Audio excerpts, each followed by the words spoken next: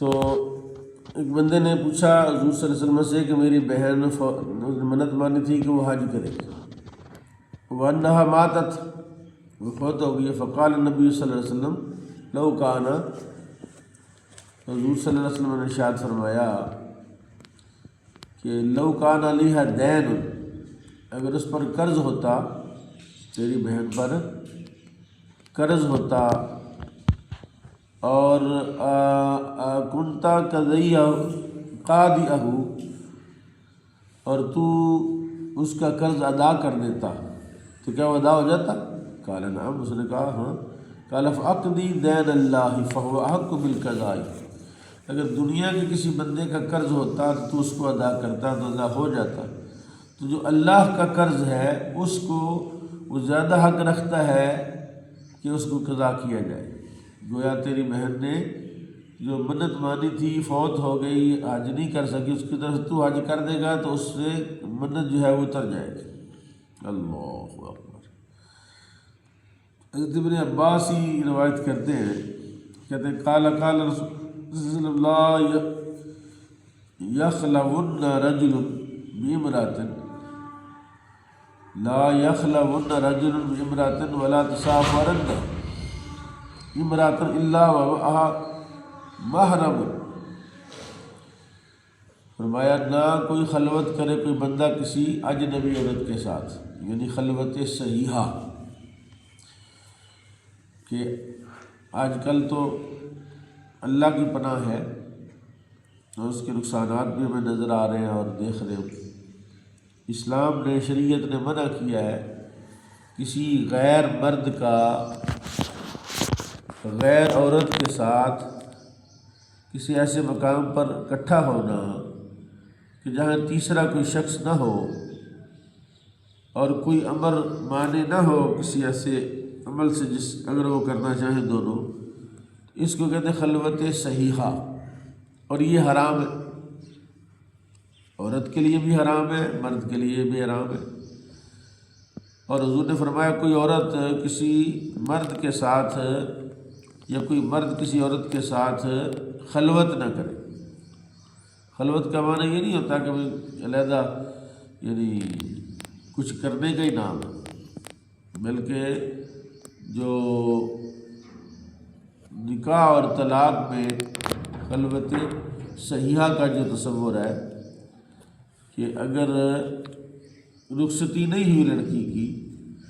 اور وہ نکاح ہو گیا کسی بندے سے، مرد سے، شوہر سے، اور وہ رخصتی نہیں ہوئی، لیکن وہ دونوں میاں بیوی کسی ایک وقت میں بھی کسی جگہ پر اس طرح اکٹھے ہوئے کہ کوئی تیسرا بندہ وہاں نہیں تھا، کوئی حجاب تھا، پردہ تھا، کوئی تیسرا شخص نہیں تھا، تو اس کو خلوت صحیحہ، اگر تو نے کچھ بھی نہیں کیا لیکن اس کو خلوت صحیحہ کہتے ہیں۔ خلوت صحیحہ کا مطلب کہ آئندہ اگر یہ بندہ اس کو طلاق دے گا تو یہ بیوی عدت گزارے گی۔ بہرحال یہ ایک فقہی مسئلہ ہے۔ فرمایا ولا تسافرن امرأة الا ومعها محرم، کوئی عورت سفر نہ کرے مگر یہ کہ اس کے ساتھ اس کا محرم ہو، یعنی کوئی اکیلی عورت حج کرنے نہیں جا سکتی، عمرہ کرنے نہیں جا سکتی، عورت ناقص ہے، شرعی سفر کا اس کے لیے جائز نہیں ہے۔ 99 کلومیٹر جو شرعی سفر ہے جس پر جا کے جو ہے وہ نماز قضا ہو جاتی ہے، تو اس پر وہ سفر نہیں کر سکتی مگر یہ کہ اس کے ساتھ اس کا بیٹا ہو، باپ ہو، بھائی ہو، شوہر ہو، جی، اس کا بھانجا ہو، اس کا بھتیجا ہو، تو یہ محرم ہے، وہ کوئی ساتھ ہوگا تو وہ سفر کر سکتی ہے، ورنہ وہ سفر عورتیں حج کرنے چلی جاتی ہیں، عمرہ کرنے چلی جاتی ہیں۔ آج کل یہ جو ہے نا ٹریول ایجنسی والے، انہوں نے اپنے پاس سے مفتی بھی بن گئی، فتویٰ دے رہے، تو یہ رسول اللہ صلی اللہ علیہ وسلم نے منع کیا ہے۔ فقال رجل یا رسول اللہ کتبت فی غزوۃ کذا و کذا وخرج امرأۃ حاجۃ، ایک بندے نے کہا حضور یہ تو آپ فرما رہے ہیں لیکن ہمارے ساتھ تو غزوات میں عورتوں پر جنگ لازم نہیں ہے، عورتیں غزوہ میں جاتی ہیں، جنگ میں جاتی ہیں. جیسے خرجت امرأۃ حاجۃ قال اذهب فأحج مع امرأتك، اس نے کہا یا رسول اللہ میں جنگ میں غزوے میں جانا چاہتا ہوں، فلاں فلاں جگہ پر یہ ایسے ایسے، تو میری بیوی جو ہے وہ حج کرنے جانا چاہتی، تو مجھے کیا کرنا؟ آپ نے فرمایا جاؤ اس کے ساتھ حج کرو، جاؤ اس کے ساتھ کیا کرو، تم غزوہ چھوڑ دو، جنگ چھوڑ دو، جا کے اس کے ساتھ حج کرو، کیونکہ حج جو ہے یہ بغیر محرم کی عورت کے لیے جائز نہیں ہے. وعن عائشہ قالت استاذنت النبی صلی اللہ علیہ وسلم فی الجہاد، حضرت عائشہ صدیقہ رضی اللہ عنہ کہتی ہے میں نے اجازت طلب کی رسول اللہ صلی اللہ علیہ وسلم سے جہاد میں. فقال جہادکن الحج،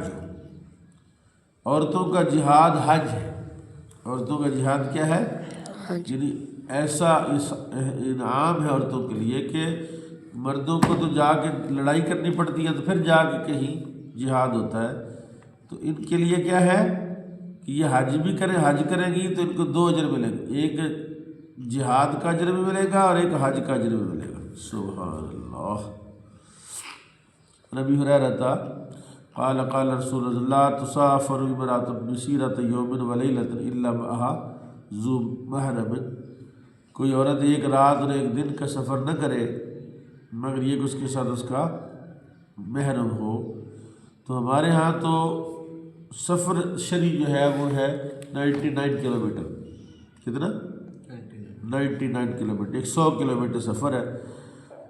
بعض نے لکھا کہ جی عربی میل ہے لہٰذا 57 کلومیٹر، 57 میل ہے تو اس کو ذرا کلومیٹر میں کنورٹ کریں تو وہ اتنا بنتا ہے. تو بعض ایسے بھی ہیں جن کو 21 میل کا سفر ہے، یعنی کچھ مسالک اور کچھ مذاہب ایسے ہیں جو جن کے یہاں سے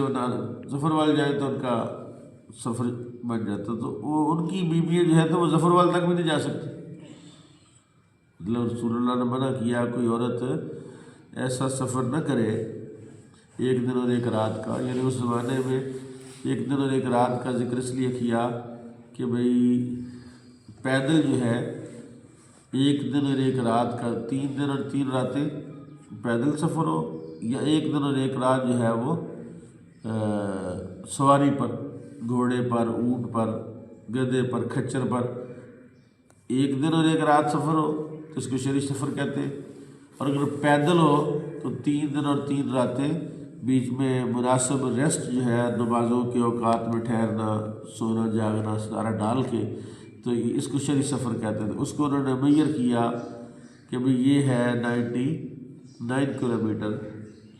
57 کلومیٹر کسی نے کہا، کسی نے کہا 102 کلومیٹر. تو بہرحال رسول اللہ صلی اللہ علیہ وسلم نے منع فرمایا کہ جو عورتیں سفر کرنا چاہیں ایک دن ایک رات کا سفر ہو تو بغیر محرم کے وہ سفر نہ کریں. اللہ تعالیٰ ہمیں دین کی سمجھ اور عمل کی توفیق عطا فرمائے.